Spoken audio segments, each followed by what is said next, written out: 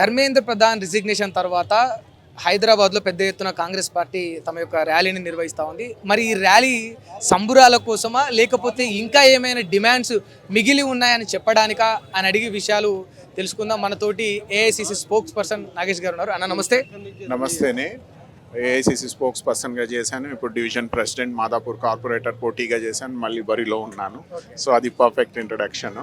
మీరు అడిగిన క్వశ్చన్కి సంబరం అంటే ఎస్ సంబరం. ఎందుకంటే ధర్మేంద్ర ప్రధాన్కి మాకు పర్సనల్ ఏం లేదు. ఈ ధర్మేంద్ర ప్రధాన్ యువత కోసం, ఈరోజు యువత డిమాండ్ సాటిస్ఫాక్షన్ కోసం రిజిగ్నేషన్ ఇవ్వడం ఒక కొత్త మొదలు. అంటే రాబోయే రోజుల్లో నీట్ పరీక్ష కరెక్ట్గా అంటే 100% ఎఫిషియన్సీతో అవుతుంది, మంచి టాలెంట్ బయటికి వస్తుంది, బిల్డింగ్ నుంచి మెడిసిన్ ఫీల్డ్లలో కూడా మంచి టాలెంట్ ఉంటుంది. రాబోయే రోజుల్లో ఈ దేశానికి మరింత గౌరవం తీసుకువస్తుంది. దానికోసం ఈ ఆనందం, ఈ ఉత్సాహం. ఏదో ఒక మనిషి కోసం ఆయన రిజిగ్నేషన్ ఇస్తే, మీరు అడిగిన క్వశ్చన్, రిజిగ్నేషన్ ఇస్తే ఏమైనా కొత్త ఉత్సాహమా? కాదు, అది మొదలు. ఎందుకు మొదలు అంటే టాలెంట్ని రికగ్నైజ్ చేయడంలో మొదలు, మన యువతకు మంచి భవిష్యత్తు ఇవ్వడంలో మొదలు, మన దేశ నిర్మాణంలో కొంత పునాదులు పడతాయి ఇక్కడ నుంచి అయినా అన్న ఆశాభావం, హోప్లో ఇది మొదలు. సో మనం ఈ పరిణామానికి మన దేశ యువతకి కంగ్రాచులేషన్ చెప్పాలి. ఎందుకంటే సంవిధాన్ని బేస్ చేసుకొని ఒకప్పుడు మహాత్మా గాంధీ గారు చేసిన దీక్ష వల్ల మనం స్వాతంత్రం తెచ్చుకున్నాము. ఈరోజు జనరేషన్ జెన్జీ అన్న గ్రూప్ యువత ఈ దేశానికి ఒక కొత్త పునాదులు వేసింది. మళ్ళీ ఆ సంవిధాన్ని, ఆ గాంధీయవాదాన్ని ముందుకు తీసుకెళ్తే మైటీని కూడా మనం క్వశ్చన్ చేయవచ్చు. అంటే ఇక్కడ ఇంకో క్వశ్చన్ ఏంటంటే అకౌంటబిలిటీ. ఇన్ని రోజులు మోడీ గవర్నమెంట్ తప్పించుకొని తిరుగుతుంది, కానీ ఈరోజు అకౌంటబిలిటీకి మనం లొంగ తీసుకున్నాం, మనం సాధించుకున్నాం. ఈ దేశం ఒక్క విజయం ఇది. అంటే ఇప్పుడు భారతీయ జనతా పార్టీకి ఇది ఒక డౌన్ఫాల్గా చూడొచ్చా అంటే మీ అంచనా ప్రకారం? When it comes to political party, నేను కాంగ్రెస్ పార్టీ కార్యకర్తగా బీజేపీ పార్టీకి డౌన్ఫాల్ ఇప్పుడే మొదలవ్వలే. ఏ రోజు ఇస్పాట్ 400 పార్ అన్నారు, కానీ 200 వచ్చాయి చూడండి. అప్పటి నుంచి డౌన్ఫాల్. ఏ రోజు అయితే మన ఫారెన్ పాలసీ ఫెయిల్ అయిపోయి మనకు పెట్రోలియం ప్రోడక్ట్ ట్రేడ్ ఆగిపోయాయో అప్పటి నుంచే డౌన్ఫాల్. ఏ రోజు నుంచి యువతకి అన్ఎంప్లాయ్మెంట్ పెరిగిపోతుందో, ఉద్యోగాలు క్రియేట్ చేయడంలో ఫెయిల్ అయ్యారు, ఏ రోజైతే ఎఫ్టీఐ ఈ దేశానికి రావడం తగ్గినాయో ఆ రోజు నుంచి మోడీకి డౌన్ఫాల్. ఏ రోజు మణిపూర్లో మహిళలకు అర్ధనగ్నంగా మీకు పరిగెత్తిచ్చారో, మణిపూర్ కాలిపోతున్నా చప్ప నీచ్ కసీనా సప్పే భారీ అని విషయాలు తిప్పుకున్న మోడీ అక్కడి నుంచే డౌన్ఫాల్. ఈ రోజు నిజంగా అన్ని విషయాల్లో అంత డౌన్ఫాల్ మొదలైతే ఎందుకు పదే పదే ఇప్పుడు 3 times నుంచి వెళ్ళి మోడీ గవర్నమెంట్ సెంట్రల్లో వస్తుంది? అది ఇగో ఈ క్వశ్చన్కి ఆన్సర్ ఈవీఎం చెప్తాయా, ఈ క్వశ్చన్కి ఆన్సర్ మళ్ళీ ఏది ఫేక్ ఓట్లు చెప్తాయా, బల్క్ ఓట్లు చెప్తాయా, ఏంటి ఈ క్వశ్చన్? ఇప్పుడు యువత అనేది ఫ్రస్ట్రేట్ అయింది కాబట్టి జంతర్ మంతంలో పోరాటం చేసింది, సాధించుకుంది. కానీ వాస్తవానికి ఇది ఒక తేలాల్సిన అవసరం అయితే ఉంది. మోడీ ఇంకెన్ని రోజులు, ఎలక్షన్ కమిషన్ ఆఫ్ ఇండియా కూడా రియలైజ్ అవ్వాల్సిన అవసరం అయితే ఉంది. ఇండియాలో ఓట్ కరప్షన్, ఓట్ చోరీ అవుతున్నదన్నది ఎంత వాస్తవమో రాహుల్ గాంధీ ఏఐసిసి వేదికగా మీడియా ముందు పెట్టిరు కాబట్టి బహిరంగంగా, హిందూపురా కావచ్చు, వెస్ట్ బెంగాల్లో కావచ్చు, మహారాష్ట్రలో కావచ్చు, హర్యానాలో కావచ్చు, రాజస్థాన్, మధ్యప్రదేశ్లో ఓట్ చోరీ జరుగుతుంది.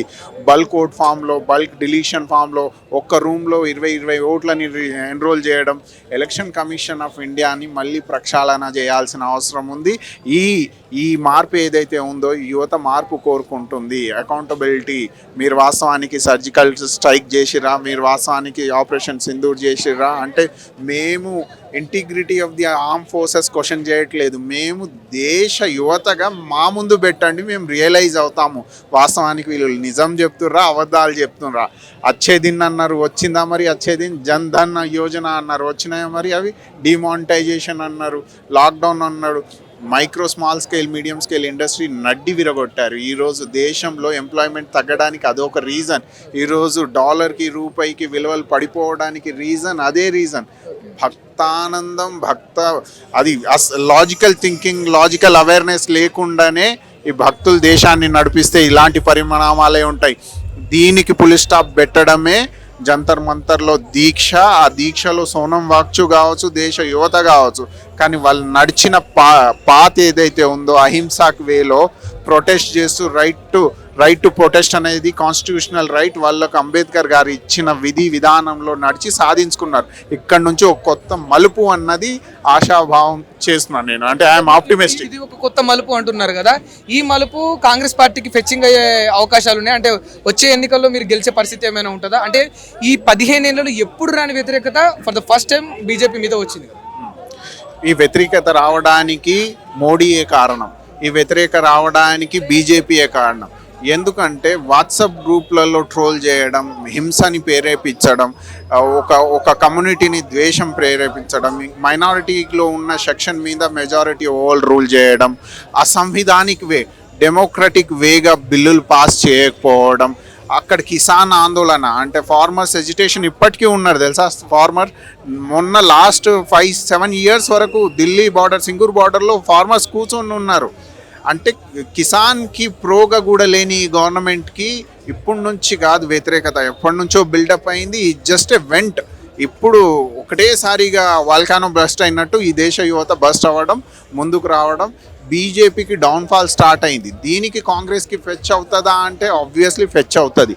ఎందుకు అవుతుంది అంటే కాంగ్రెస్ ఇప్పటికీ జై బాపు, జై భీమ్, జై భగత్ అన్న నినాదం నుంచి ఆ సంవిధాన్ని బేస్ చేసుకొని విధి విధానాలతో కార్యక్రమాలు చేసుకుంటుంది. కాబట్టి ఆబ్వియస్లీ కాంగ్రెస్కి ఫెచ్ అవుతుంది. బట్ కాకపోతే ఇక్కడ ఒక విషయం ఉంది, కాంగ్రెస్కు జై భారత్, జై భీమ్ నినాదాలతో పాటు మీ మీద ఒక ఆరోపణ కూడా బీజేపీ చేస్తూ ఉంటుంది. మీరు సంఘ విద్రోహ శక్తులని, మీరు దేశ ద్రోహులని, ఇలాంటి ఆరోపణలు ఎప్పుడు కూడా కాంగ్రెస్ పార్టీ మీద బీజేపీ చేస్తుంది. మరి మా పైన ఆరోపణలు, కరప్షన్ చాలా బాగుందని, నీరవ్ మోడీ చాలా బాగుందని, అదేదో సినిమా వచ్చింది ధురంధర్లో, అవి ఎంతవరకు కరెక్ట్? అవన్నీ జమ్మూ అండ్ కాశ్మీర్ ఫైల్స్ అని, కాశ్మీర్ ఫైల్స్ అని, కేరళ ఫైల్స్ అని బీజేపీ తీసుకొస్తుంది, ఆరోపణలు చేస్తుంది. కానీ వాస్తవానికి మనం మాట్లాడుతున్న ఎలక్ట్రానిక్ గ్యాగెట్, ఇది వైర్లెస్ మైక్ నుంచి ఆ కెమెరా వరకు, ఈ దేశ నిర్మాణంలో 1995లో ఎఫ్సి కోహ్లీ చైర్మన్ ఉండగా రాజీవ్ గాంధీ ఐటీ పాలసీ తీసుకొచ్చారు. దాంట్లో భాగంగా స్మార్ట్ మొబైల్, స్మాల్ కంప్యూటర్స్ వచ్చాయి ఈ దేశానికి. సో తీసుకొచ్చిందే కాంగ్రెస్ పార్టీ. రిజర్వేషన్ నుంచి ఆ సోషల్ ఇంజనీరింగ్ పాటిస్తూ బహుజన సమాజాన్ని ముందు పెడుతూ ఎప్పుడు ఈ దేశ నిర్మాణంలో సమసమాజం కట్టాలన్న ప్రిన్సిపల్ని బేస్ చేసుకొని ఈ కాంగ్రెస్ పార్టీ పనులు చేసుకుంటూ వస్తూ ఉంటుంది. కానీ టైంతో పాటు, మారుతున్న కాలంతో పాటు గవర్నమెంట్ మారుతూ ఉంటాయి. కాంగ్రెస్ గవర్నమెంట్ మారవచ్చు, అందులో ఎవడో ఒకరు కరప్షన్ చేసుకొని పోయవచ్చు. సో డీఫేమ్ అనేది కాంగ్రెస్ పార్టీకి చేయొద్దు. మనం బేస్ అంటే ఓవరాల్గా నేను చెప్పాలనుకున్నది ఏంటంటే, ఐడియాలజికల్లీ కాంగ్రెస్ పార్టీ దేన్ని బేస్ చేసుకొని ప్రజాసేవకై ముందుకు వస్తుంది. ఏందది? కాంగ్రెస్ పార్టీ ఐడియాలజీ ఏంది? సత్య, అహింస, సర్వోదయ. మీరు నేను ఒకరు పేదరికంలో సఫర్ అవుతున్నారు, ఒకరు వారిలో సఫర్ అవుతున్నారు అంటే మనం సేఫ్ అని కాదు, మన వాళ్ళే వాళ్ళకు మెయిన్ స్ట్రీమ్ డెవలప్మెంట్లో తీసుకురావాలి. మీరు నేను వేరు కాదు. Organic, non organic, living organisms కూడా ఒక్కటే. We are in the connective relationship అని సర్వోదయ ప్రిన్సిపల్ని బేస్ చేసుకొని పనిచేసే పార్టీ కాంగ్రెస్ పార్టీ.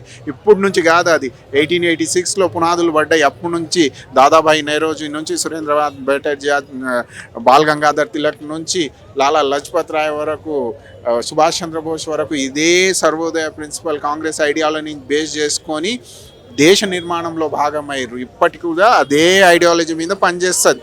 మధ్యలో కాలంలో పాటు ఎవరో వచ్చారు, సెల్ఫ్ ఇంట్రెస్ట్లో ఏదో చేసుకొని పోయారంటే కాంగ్రెస్ పార్టీ దేశహితానికి పనిచేయడానికి వెనకాడలే, ఎప్పుడు దేశహితానికే పనిచేస్తుంది. Thank you. చూసారు కదా, ఇది ఏఐసిసి స్పోక్స్ పర్సన్ నాగేష్ గారు చెప్తున్న అంశం. అంటే కాంగ్రెస్ పార్టీయే ఈ దేశ అభివృద్ధికి అసలు పునాది వేసింది, దేశ అభివృద్ధికి ఆజ్యం పోసింది. ఇప్పుడు వచ్చిన మోడీ ప్రభుత్వంలో ఈ దేశానికి నష్టము, అప్పులే తప్ప అంత పెద్ద ఉపయోగం అనేది లేదు. వచ్చే ఎన్నికల్లో ప్రజలే ఇవ్వాల్సిన తీర్పు ఇస్తారనే ధీమా వ్యక్తం చేస్తా ఉన్నారు. Thank you.